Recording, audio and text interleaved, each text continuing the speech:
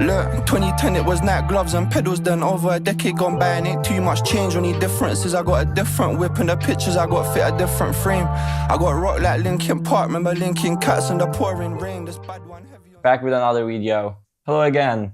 I hope you've been enjoying it so far. I've been trying to incorporate some higher level editing and make it as enjoyable as possible, but I also realize I'm not sharing too much about what's going on, and I'm not sharing like too many tips and tricks type of stuff. So I just decided to, incorporate more agency and software stuff into my videos from now on, because that's probably what you're following me for. And doing like vlog type of stuff every single week is not cutting it, I guess. So yeah, now today will be full of work, maybe like 7-8 hours of work if possible.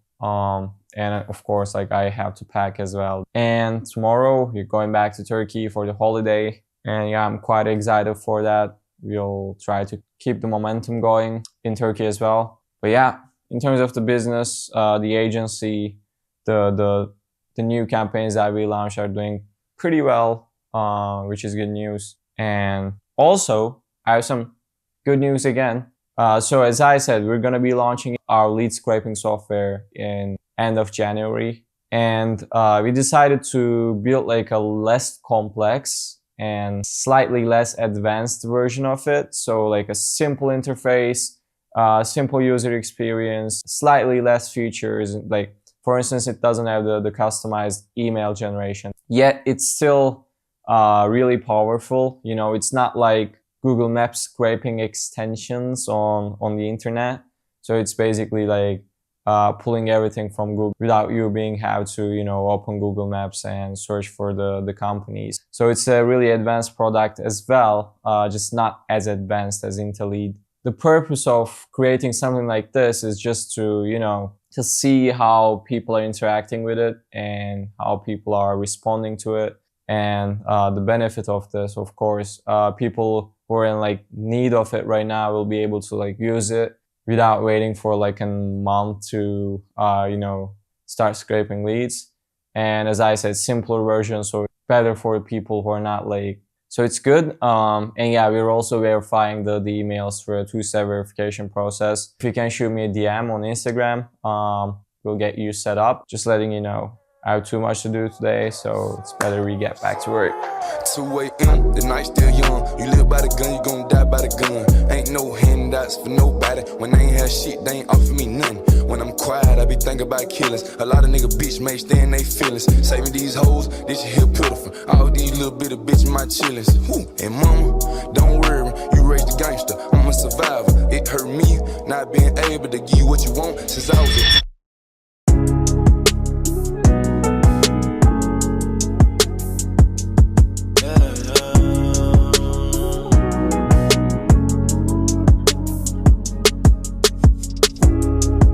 applying pressure on the hard way. Mind over matter on a war game. I was blinded by that light, now I see everything. Don't mind giving advice, but I can't sell a dream. Had to take the time and I'ma let it breathe.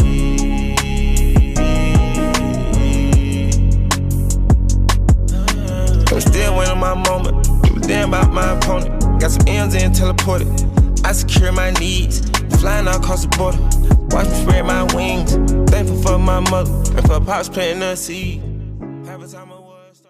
I think super important as well. Yeah, what you share, the words you share. And also, I think I can agree on these things, like these small meetings that seem coincident, that once we are open to it and we can bring ourselves to the table, we can always learn. And then we just said they are like God-sent messengers. Of like, man, I needed to hear this. And then to feel that then I feel really alive. Those moments feel really enriching to me. Be like, whoa, it's such a miracle, this life. Yeah. That I meet this person and it can happen in the most strange situation, like in a cab or in a train and you start to talk to a stranger or someone you meet on the street and you just share something and you realize, and I somehow believe that based on our energy systems and our life experience, we attract certain people And they will always give us exactly what we need. Not necessarily always what we want to hear, but they do show us what we need. So this person is like, he will share that story probably with you because you are able to receive it. And maybe with another person in the camp, he would share totally different stories. Yeah, I think those moments are like absolutely needed because it just, you know, pulls you into the track again whenever you're like going off track. And this is like a bit too personal, but I like to share it. I think last summer, I just went back home again because the school was done. And my cousin's a doctor. We were like randomly doing stuff in the kitchen. He said, I mean, you should probably go see a doctor and have like a scan of your neck because like your thing got a bit too big. And then we like, usually if there is something important, he just, you know, acts like super seriously. And I kind of felt the tension within his words. And I started to, you know, get a bit scared and I started looking for like lymph cancer and, you know, everything about it. And I felt like I had the scan the next day and I was feeling, what if something happens, you know? What if something bad pops up? And at that moment, like, you know, people share that like right before dying, everything like went through like a, you know, film. I kind of like felt the same, you know, that year we were going to gym with my roommate Emre, you know, just even walking to the gym, like remembering about those moments felt too much to me. And I was like, what if I cannot do those anymore, you know? And the next day, like hopefully nothing happened. It's just a regular thing. I was sick. That's why it got like bigger. But like that moment also like pulled me into the track, you know? Yeah, I feel you. Yeah. Then you get back to appreciate life. Yeah, exactly. You get out of co-pilot or autopilot into being present. Yeah.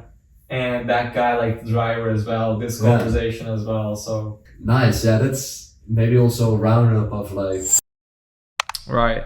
We're back in Amsterdam. And usually like when I'm back for the second half of the year, I call this like January to July part of the year, kind of like a second part of the year, because for me a year starts once the summer ends, because that's when you get into the zone and you start like working hard and you pass through winter and you end up like, you know, getting down with the year just before the next summer. So for me, this like especially like February to June part is quite hectic every year, because I just, you know, put my foot on the gas and I try to, you know, get down with my goals for the year and stuff like that. And this year our goal is more like selling our software and building the brand behind it. And you know, I've been recently like stressing a lot about if we would be able to like sell our software, which is a lead scraping software. I've been mentioning it, you know, from the beginning of my YouTube journey, I guess. We were finally like we were actually done with the product, not getting done with the product. But anyways, and I've been like struggling mentally about that as well. If you're going to be able to sell it, if you're going to be able to like make enough money, that will make like the whole effort worth, you know. But yeah, then I realized, because the thing is, like I've only sold like high ticket products and high ticket services for the past like 4 years, and I've never sold like a, you know, small info product or a software before. Usually when you're trying to create something new or start something new, you have those like limiting beliefs. For me, it was just selling a low ticket product and selling it enough and selling it to too many people so that we can make decent money. But then I realized it's all about numbers, right? For physical product stores as well, it's just all about numbers. Let's make a quick calculation. So let's say you have a 0.5% conversion rate, which is not even like 1%. And I think like it's quite achievable, like because it's really, really low. And let's say your average product value is like $75. Let's do the math. 75 times 0.5% makes like around 0.37-ish. And let's say you have around like 10,000 page views. Then you make around like $3,700 a month. So it's all about numbers. So if you want to sell like $3,700 a month, then all you need is just 10,000 page views. 10,000. Doesn't really matter if you're getting it with ads, although you have to like keep in mind that you need to be profitable. So spending money on ads is a cost as well. And the other option is just like organic, you know? You can just create content consistently. And if one of the videos that you recorded like actually hits and gets viral, then you'll like easily get 10,000 page views. Easily. Maybe even 100,000 page views. So this actually like shows the exact strategy behind like all those brands with a story and you know, content brands, so to say, that are scaling heavily nowadays. So my suggestion, at least what I decided to do, is not focusing too much on the variables that I cannot control. For instance, I can just leave the conversion rate and the average order value or product value aside, and can only like try focusing on getting those page views. Because if I get those page views, I'm going to be making money anyways. And then I can start focusing on the conversion rate, and with higher conversion I can make even more money. That's how you scale. So if you're like coming out with a kind of like a lower ticket thing, then all you need to keep in mind is just getting those page views. Just come out with a reasonable number and be objective in terms of like how many page views that you need and how many, you know, what conversion rate you can average, and then just focus on the page view, nothing else. Because if people don't even know your brand and if people are not visiting your store, no matter if you put like hundreds of testimonials or like, I don't know, like no matter if you have like a beautifully designed web page, like it's not gonna work. So the first thing is getting the eyes on your brand, and the rest is just, you know, improving. So yeah, from now on I'll be focusing on getting more eyes on my brands, whether it's just my agency or my software company or my personal brand. Yeah, and we'll see from that point on. And yeah, this was something I've been thinking about a lot recently and wanted to share it with you as well. And I guess see you in the next video.